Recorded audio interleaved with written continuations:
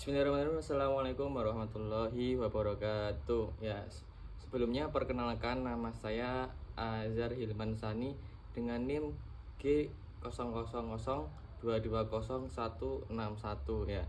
Di sini saya akan mempresentasikan dengan materi atau bab yang berjudul dengan sejarah hidup, peran dan kepribadian KH Ahmad Dahlan. Itu langsung saja pendahuluannya, yaitu dalam mempelajari sejarah perkembangan Islam di Indonesia itu terdapat banyak tokoh-tokoh penting yang memberikan pengaruh besar dalam pengaruh pemikiran dan pendidikan Islam. Salah satu tokoh tersebut yaitu adalah Kiai Haji Ahmad Dahlan, pendiri organisasi Muhammadiyah. Beliau juga dikenal sebagai ulama yang berpikiran maju atau berpikir kritis, berani melakukan pembaruan dan memiliki kepedulian tinggi terhadap pendidikan, sosial, serta kemajuan masyarakat. Melalui kisah hidup KH Ahmad Dahlan, kita dapat memahami bagaimana perjuangannya dalam memperbaiki cara berpikir umat, meningkatkan kualitas pendidikan, serta mengajak masyarakat untuk mempraktekkan ajaran Islam secara lebih mendalam sesuai dengan tuntunan Al-Quran dan As-Sunnah. Melalui kisah hidup KH Ahmad Dahlan, kita dapat memahami bagaimana perjuangan dalam memperbaiki cara berpikir umat, meningkatkan kualitas pendidikan, serta mengajak masyarakat untuk mempraktekkan ajaran Islam secara mendalam dengan sesuai tuntunan Al-Quran dan As-Sunnah. Peran besar beliau tidak hanya dirasakan pada masa hidupnya, tetapi juga terus memberi manfaat hingga saat ini melalui lembaga pendidikan, kesehatan, dan sosial yang berdiri di bawah naungan Muhammadiyah. Selanjutnya itu tentang sejarah hidup KH Ahmad Dahlan. KH Ahmad Dahlan yang memiliki nama kecil dengan sebutan nama Muhammad Darwis lahir di Yogyakarta pada tanggal 1 Agustus 1868. Dalam keluarga ulama yang taat beragama, sejak kecil ia telah mendapatkan pendidikan agama dari lingkungan pesantren dan keluarganya sendiri pada usia di 15 tahun.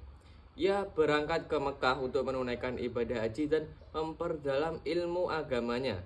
Di sana ia berganti nama menjadi Ahmad Dahlan sebelum nama kecilnya Ahmad Dahlan menjadi Muhammad Darwis. Jadi ketika Ahmad Dahlan itu berganti nama setelah ada di Mekah ya.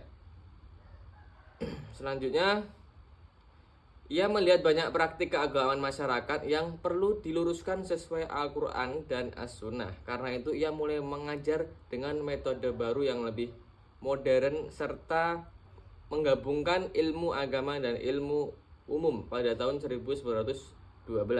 Ia mendirikan organisasi Muhammadiyah dengan tujuannya yaitu memajukan pendidikan, memperbaiki akidah, serta meningkatkan kepedulian sosial hidup melalui lembaga pendidikan maupun kesehatan. Selanjutnya ada bab tentang peran KH Ahmad Dahlan dalam Muhammadiyah, yaitu sebagai tokoh Muhammadiyah yang terkenal.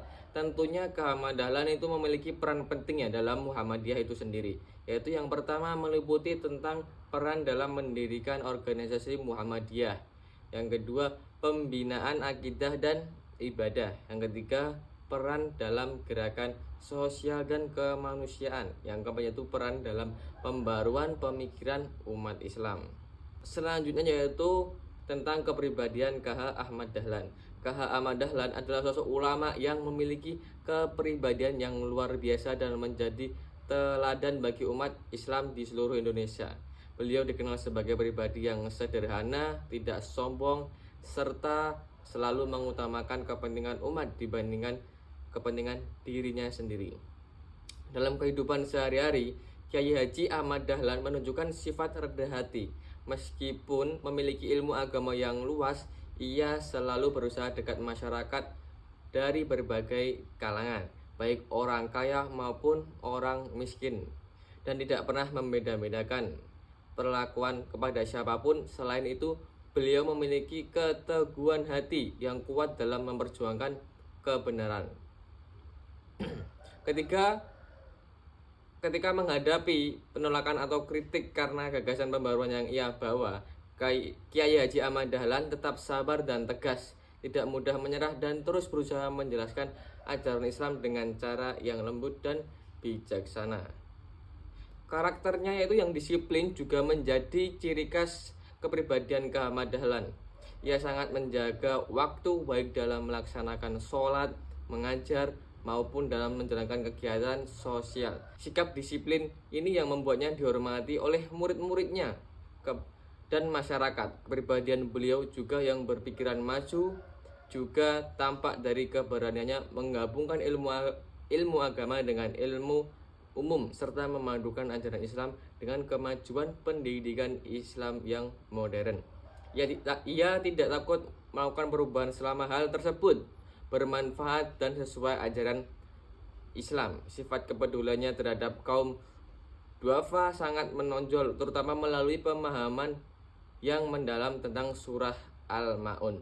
Beliau mengajarkan bahwa beragama bukan hanya tentang ibadah, tetapi juga tentang menolong orang yang membutuhkan. Contohnya yaitu fakir miskin, memperjuangkan pendidikan dan memerangi kebodohan serta kemiskinan. Karena itulah banyak amal usaha Muhammadiyah yang fokus pada pendidikan, kesehatan, dan pelayanan sosial.